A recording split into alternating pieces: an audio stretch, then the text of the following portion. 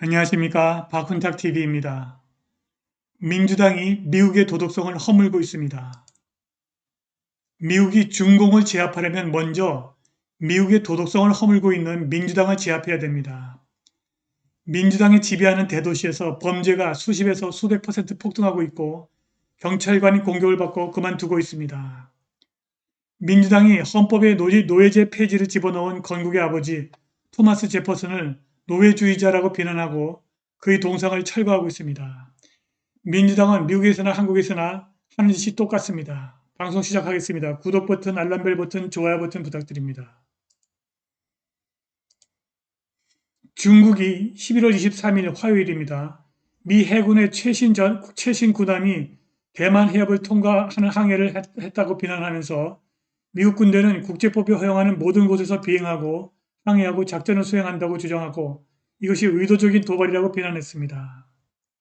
미 해군 7함대는 유도미사일 구축함 USS 밀리우스가 미국의 자유롭고 개방된 인도태평양에 대한 약속의 일환으로 정기적인 통과를 수행했음을 확인했습니다. 그런데 화요일의 자유항행작전은 올해 들어 11번째라고 합니다. 중국 외교부 대변인 자오리지아는 미국 군함은 항행의 자유라는 명목으로 반복적으로 근육을 자랑하고 도발하며 대만 해협에서 소동을 일으켰다. 이것은 결코 자유와 개방에 대한 약속이 아니라 고의적으로 지역 평화와 안정을 방해하고 있는 것이다 라고 말했습니다. 미국의 자유항행작전 횟수는 계속 증가하고 있습니다. 2007년부터 2022년까지 계속 꾸준하게 증가했고 작년에는 총 13회에 걸쳐서 자유항행작전을 했습니다. 매월 한 번 정도 한 것입니다. 이런 추세가 지속한다면 머지않아 미 해군 전함들이 대만 해협을 뒤덮은 날이 올 것입니다. 자언은 이어서 중국은 국가 주권과 영토 보전을 수호하는 데 확고한 결의가 있다고 말하면서 미국 측은 즉각 잘못을 바로잡고 도발을 중단하고 도전과 불장난을 중단하고 지역의 평화와 안정을 위해서 보다 건설적인 역할을 해야 한다고 말했습니다. 이렇게 표면적으로만 보면 미국이 중국을 일방적으로 밀어붙이는 것 같지만 미국이 안에서 도덕적으로 무너지고 있습니다.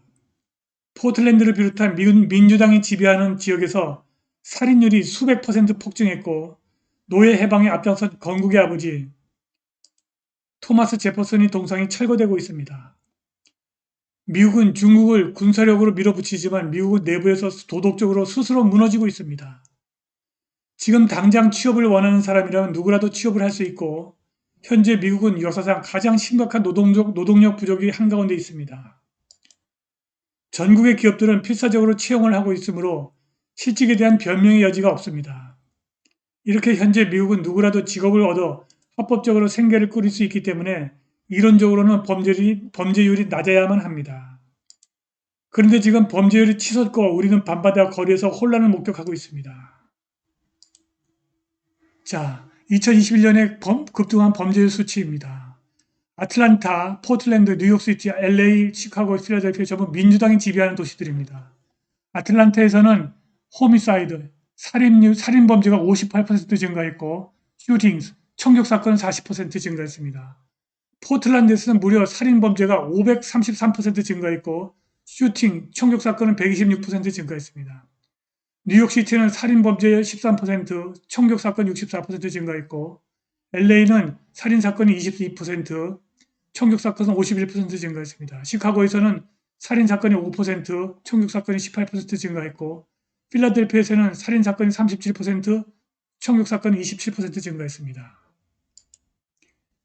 이것은 미국에서 수십 년 동안 도덕적 붕괴의 최종적 결과입니다. 젊은 범죄자들은 일자리가 없고 돈이 필요해서 살인을 하고 도둑질을 하는 것이 아닙니다. 그들은 지금이라도 당장 제대로 된 일자리를 얻을 수가 있습니다. 미국 시스템이 그들에게 옳고 그름을 가르친 적이 없고 이제는 그들이 완전히 악을 포용했기 때문에 살인과 절도 범죄를 저지르고 있습니다. 우리 거리의 혼돈이 점점 더 심해지면서 경찰 하기가 점점 더 어려워지고 있습니다. 많은 대도시에서는 경찰이 범죄를 단속하기 위해 할 수 있는 일을 크게 제한했고 법 집행관들은 기업 미디어에 의해서 끝없이 악마화되고 있으며 경찰관에 대한 폭력적인 공격이 증가하고 있습니다. 많은 경찰관들이 경찰이 된 것을 후회하고 있습니다. 경찰관의 56%가 경찰 배지를 달지 않겠다고 응답했습니다. 경찰을 경멸하는 사람이 46%이고 경멸하지 않는 사람 42%라고 나타났습니다. 16년 경력의 베테랑 NYPD 경찰관은 극좌 성향의 정치가 뉴욕을 완전히 파괴하고 있다고 말했습니다. 지난 몇 년 동안 수많은 경찰관이 떠났고 2022년에는 더 많은 경찰관이 떠날 것이고 끔찍한 노동력 부족 때문에 그들을 대체하기가 쉽지 않을 것입니다. 이것은 미국이 도덕적으로 무너지고 있는 현장이고 앞으로 몇 년 동안 더 악화될 것입니다. 민주당이 건국의 아버지 토마스 제퍼슨이 노예주의자라고 비난하면서 그의 동상을 철거하고 있습니다. 그런데 오히려 토마스 제퍼슨은 노예 해방에 앞장선 건국의 아버지입니다. 뉴욕시 의회 민주당원들이 뉴욕시청의 시의회 의원실에 있는 민주당 창립자 토마스 제퍼슨의 동상을 철거했습니다. 이 동상은 1834년 이후부터 시청에 있었는데 당시 그의 종교 자유 옹호를 기념하기 위해서 세워졌습니다. 노예제도의 특정 문제에 대해서 제퍼슨은 상당히 많은 일을 했습니다. 이는 후세에 영감을 주는 만인은 평등하게 창조되었습니다라는 수사하게 중추적인 역할 때문만은 아닙니다. 그는 평생 동안 대서양 노예 무역의 반대자였으며 아마도 미국에서 가장 목소리가 크고 일관적이며 궁극적으로 성공적인 노예주의 반대자였습니다. 1776년에 제퍼슨은 노예 무역에 대한 고발을 독립선언문에 포함시키려고 했습니다. 1778년 버지니아 주지사로서 그는 노예 수입을 금지하는 주법에 서명했습니다. 사실 노예 무역 금지는 제퍼슨과 다른 버지니아 농장주들의 재정적 이익을 위한 것이었습니다.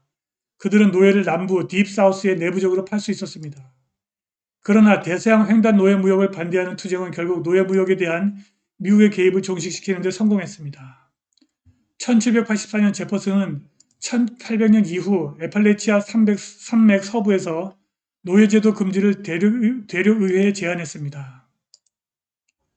그의 영토 거버넌스법은 한 표 차이로 부결되었으나 제퍼슨의 주장이 최종적으로 노스웨스트 조례에 포함되었습니다. 1787년 애팔레치아 산맥 서부와 오하이오 강 북부에서 노예제도를 금지했습니다.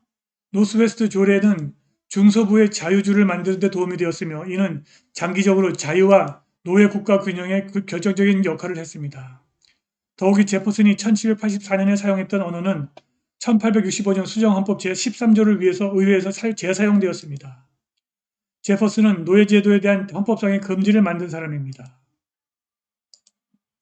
그는 노년에도 계속해서 다른 사람들이 노예제도 반대운동을 계속할 수 있도록 격려했습니다.